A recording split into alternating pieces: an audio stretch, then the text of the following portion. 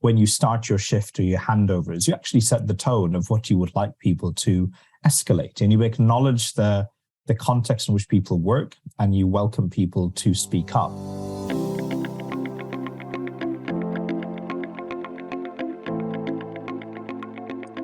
You're listening to the Medical Protection Podcast RealWorld series, where we expose the pain points and explore how we can navigate the complexity of healthcare today. My name is Dr. Katie Grant, and in today's podcast we explore the concept of a just culture in healthcare. What is it? Why it's important? And what should it mean for us as doctors and those investigating and learning from incidents and near misses? Joining me today is a colleague of mine and future host for this series, Dr. Najeeb Rahman. He's an emergency medicine consultant based in Leeds in the United Kingdom, and he's recently taken up a role as a senior medical educator at Medical Protection. He also sits on a number of committees for the Royal College of Emergency Medicine. I want to start thinking about why now, more than ever, we need to be mindful of learning through errors and near misses. I want to start by telling you about a call received on our advice line. Dr. A called Medical Protection very distressed. He explained whilst working in the emergency department, he prescribed a drug that a patient was allergic to, and the patient had been given this. The nurse in charge told him he would need to write a report and he was seeking advice. What do you think, if anything, should happen to this doctor? Now, would your answer change if I told you that the patient suffered no harm and recovered fully? But what about if the patient actually suffered anaphylaxis and died? What if there were staff shortages and the doctor was covering a number of different colleagues? Or what if the doctor had actually been drinking alcohol prior to their shift? These are all factors and questions that you may need to consider when investigating errors. And I want to start thinking about why we may be more prone to making errors or mistakes. We know that medicine has always been complex, but now more than ever, we are seeing advances in the way we provide investigations and treatments, and we manage sicker and more complex patients. We may also work in larger, more varied teams and across a number of different sites. Please remember, though, we are only human, and whilst we treat other humans, we work in very complex environments, so some degree of risk is inevitable. But there are also many opportunities to learn from incidents, including near misses. And this is something we see every day in our work at Medical Protection. Please also remember that none of us work in a perfect system, and so the contribution and impact of any failings within that system should be considered. The work of James Reason has formed the basis of our understanding of just cultures and errors in the workplace, and he recognised that many errors fall into recurrent patterns. So it's really important that we identify and explore errors and see these as an opportunity to learn and not to shame. We know that a safety culture and learning from errors and near misses are important in a number of industries, not just medicine, but construction and aviation. And the just culture principle was outlined by James Reason in the late 1990s. In short, this can be considered as the opposite of a blame culture. So you should be asking what went wrong rather than who is to blame. And you should also consider the impact of any wider systemic issues. It's really important that we allow learning and reflections without people being scared of being blamed or being subject to retribution. Now, there are always concerns if doctors and nurses, for example, are no longer felt to be blamed for their mistakes or errors. Will actually healthcare professionals cut corners? Well, a just culture should still hold people appropriately to account if there's been evidence of gross negligence or deliberate acts. And indeed, some jurisdictions actually have legal requirements for the institutions involved to be open if things have gone wrong or if a patient has suffered a near miss.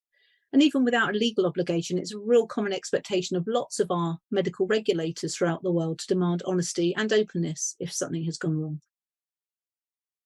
So I want to start thinking about a blame culture. We know there's a risk if you do work in a culture which is not open that there may be a disincentive to report and share your learnings. This means we may be losing opportunities to identify valuable learning points and areas for improvement. The other question is really, if people are blamed or issues are not handled sensitively, does it actually improve patient safety or does it make doctors and nurses fearful of raising concerns? So I want to start, Najeeb, by asking you, your experience, you and your colleagues in the various environments in which you've worked, do you feel that you are supported to raise concerns if something has gone wrong or you notice potential patient safety issues? Thanks for that, Katie. That's a really interesting question. And I think probably have to temper it depending on the range of environments we have worked in, really. There have definitely been places where speaking up has been encouraged and that has been understood from the get-go. And that's often been determined by how investigators communicate and deal with colleagues and how they can reassure them about a process of investigation. But there's clearly other places where there seems to be a very punitive approach to try to understand what went wrong. And you can often appreciate in those situations, investigators can be quite narrow and short in their focus as well as their outcomes and learning. Yeah. And so you've touched on there, if there is that punitive approach, if there's a fear that you're actually going to lose your job or potentially be even humiliated or embarrassed, or it may impede your training or career development, that's clearly a disincentive to report. How important do you think it is for the culture in the organisation to sort of lead the way in a just culture? I think that's critical, because there's investigations around professionalism as well as errors that might occur all throughout an organization. And so, for example, when there might be wider issues around probity or good medical practice at its core, often these will be HR disciplinary processes or investigations, which are held at quite a senior level.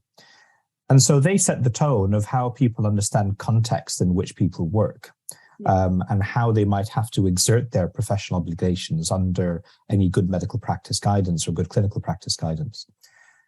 So, if the beat is set at the top, then that filters down in how they're approaching recognizing the complexity of their system, and therefore also how other aspects of investigations might need to occur downstream, more locally in departments when things could be improved and things can be done differently.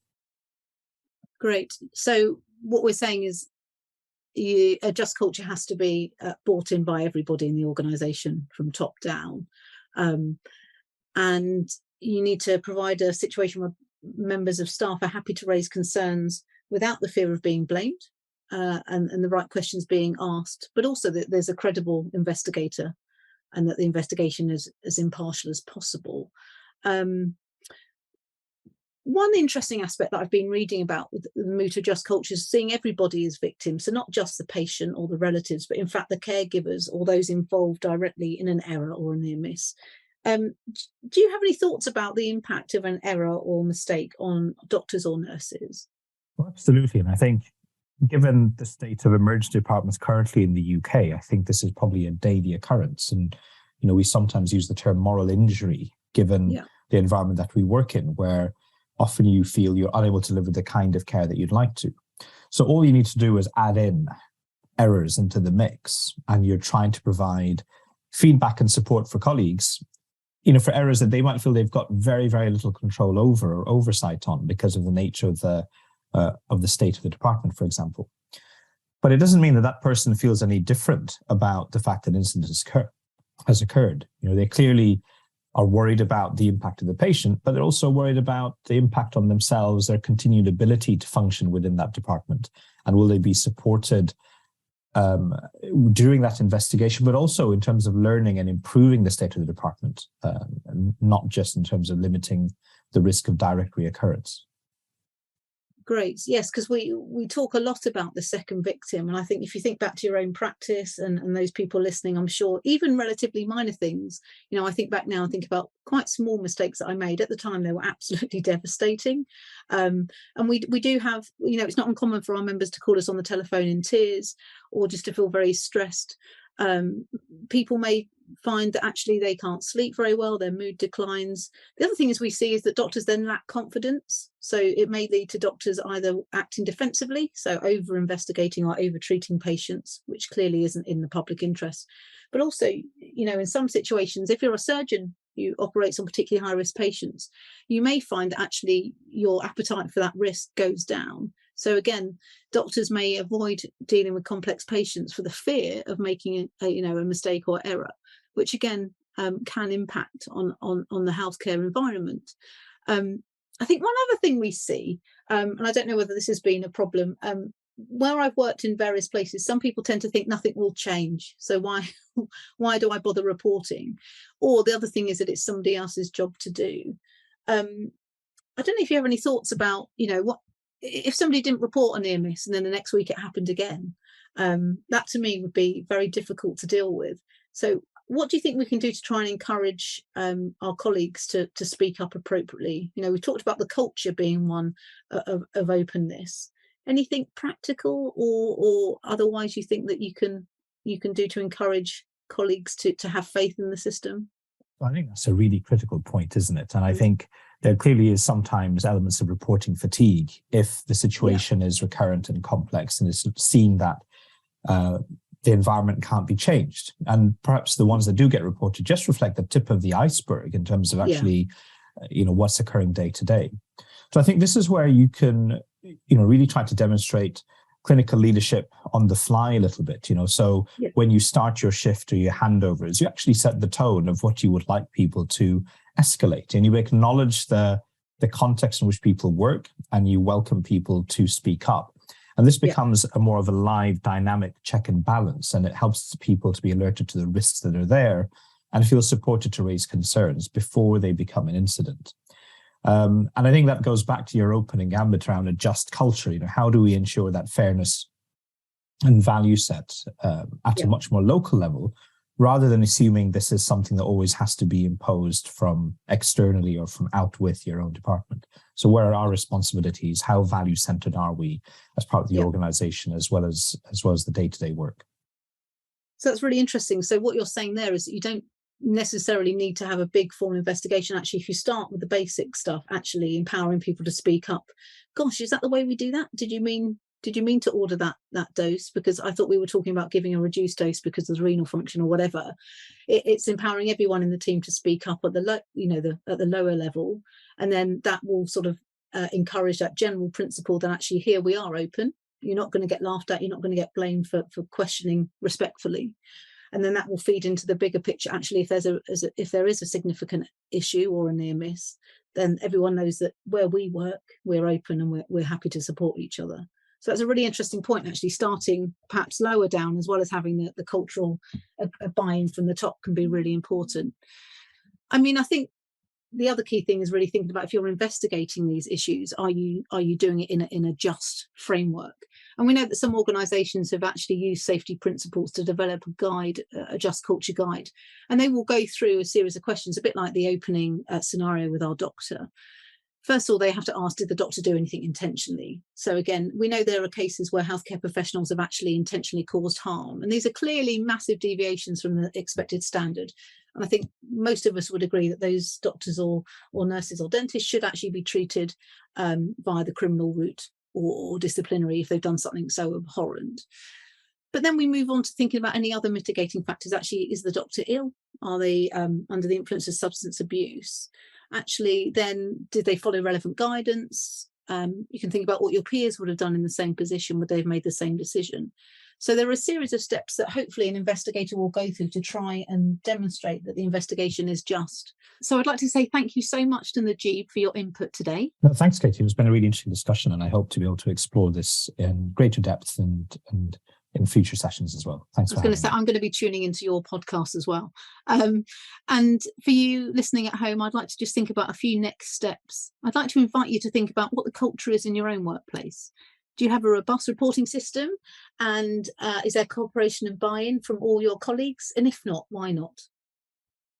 Is the investigation process fair and constructive?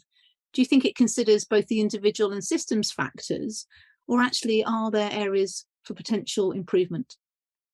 Ultimately, I want to think, do you ask what went wrong rather than whose fault is this? And can you design processes that identify outcomes and learning points, but also support all of those harmed, both the patient and doctors and nurses? And finally, let's end on a positive. What can you learn from success? I don't think we're very good at praising ourselves and our colleagues. So actually, have you got a system for reporting positive outcomes? And if not, can you instigate that in your own workplace? If you're a member of Medical Protection and want to know more about today's topic, take a look in the podcast description for links to relevant learning. And with that, we reach the end of today's podcast, exploring just cultures and a shift away from blame. If you're new to podcasts and maybe listening for the first time, make sure you subscribe to the channel to make listening in the future easier. You can access this podcast from all of the major apps, including Apple and Google Podcasts and Spotify. For more information about medical protection, or if you are already a member and would like a certificate for listening today, please look for the details in the description. I've been your host, Dr. Katie Grant, and thank you for listening.